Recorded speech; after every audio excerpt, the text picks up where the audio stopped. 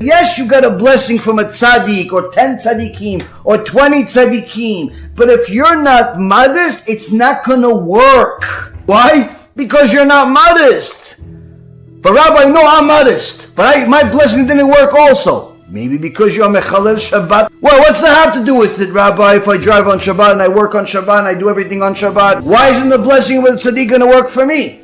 Because you're an idolater. You're an idolater. Do you understand that? In the eyes of HaKadosh Baruch Hu, you're his son that's an idol worshiper. You're a son that says somebody else is your father. You want him to bless you? To cure you? That disease that he gave you, that sickness, that problem that he gave you, is perhaps the only tool left for Hashem to use while keeping you alive to help you do tshuva. So what do you want? You want him to give you a blessing to cure you? If he cures you, you'll never do tshuva. If you're not willing to sacrifice for the sake of saving yourself, no one's going to be able to help. And that's really the biggest secret of tshuva. The people that succeed in doing tshuva are people that are willing to take their own lives in their hands and make whatever sacrifices are possible to improve the situation, to listen to Hashem, to change their life, to change their thinking, to change their attitude, and they work on it day and night making sacrifices. And the people that become important in the world, that when the judgment day comes and HaKadosh Baruch Hu says, listen, this person's time has come. Why? When I created this person, I already decided he's going to live X amount of years. And then HaKadosh Baruch Hu says, okay, well, Rosh Hashanah, I'm going to finalize, that's it, it's the end. But he sees, wait a minute, this guy, I only said he's going to live X amount of years. But in the last year, in the last 2 years, in the last 5 years, in the last week, he's become a Mezakeh Rabim. She has become a Mezakeh Rabim. She's become an investor in Kiruv. She has taken Kiruv and getting my children to do tshuva. She's made it the number one priority in her life. I can't get rid of her. Comes the Malach HaMavet and says, wait a minute, but Hashem, you said that I'm allowed to kill her at 40 years old, at 50 years old. I said you can kill that person at 40, 50 years old. I didn't say you kill this person. This person is needed in the world.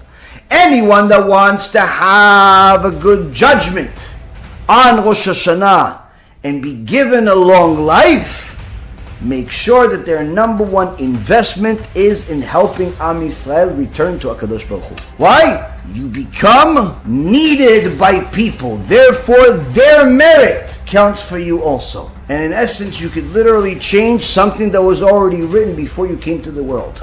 But you think that's going to come cheap?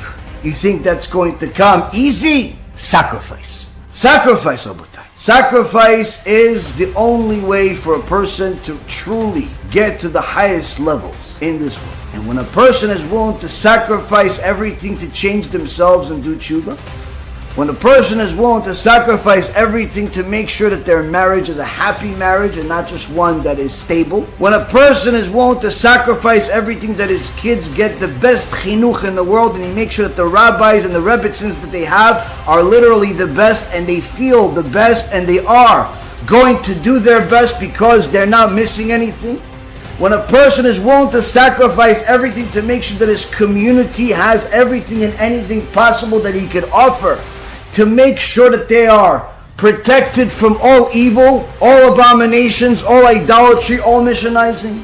When a person is doing their best, their very best, and willing to sacrifice everything to help a complete stranger just because he's your brother from a different mother but still the same nation, and you're willing to help him, and you're willing to help her, and you're willing to help them do tshuva, and you're willing to help them get closer to Hashem, directly or indirectly, and you're willing to help them have money for food for this holiday, and you're willing to help them dress their kids, you're willing to do it, and in fact you're going to make a sacrifice to do it. When you've already gotten to that point where all day and all night you're sacrificing, then you get the point. Then you're living a life that's worth living. Why? Because then you're fulfilling what the Torah actually said. Love Hashem your God with all of your heart, with all of your life, and all of your money. We see, Rabotai Karim, that having Hashem in our life is not enough. We have to give Him everything. All of our heart, all of our life, all of the sacrifices, the greatest sacrifices are reserved for Hashem. Now some people say, okay, so I'm just willing to die for him. No, Habibi. He's talking about money. He's talking about time. He's talking about effort. He's talking about learning. He's talking about every resource that you have, not just end it with a one-time thing. When a person is willing to sacrifice everything for the sake of Hashem, he'll understand why to sacrifice everything for Hashem means to sacrifice everything for Hashem's children. And when you do that, you have the ultimate sgula, to be a person that's going to be living a long and prosperous life and be judged favorably each and every Rosh Hashanah. Be'ezrat Hashem, each one of us will be judged favorably this Rosh Hashanah. Each one of us will do tshuva before Rosh Hashanah. And by the time Rosh Hashanah arrives in just a few days, we're already going to have the plans of how to make next year even better.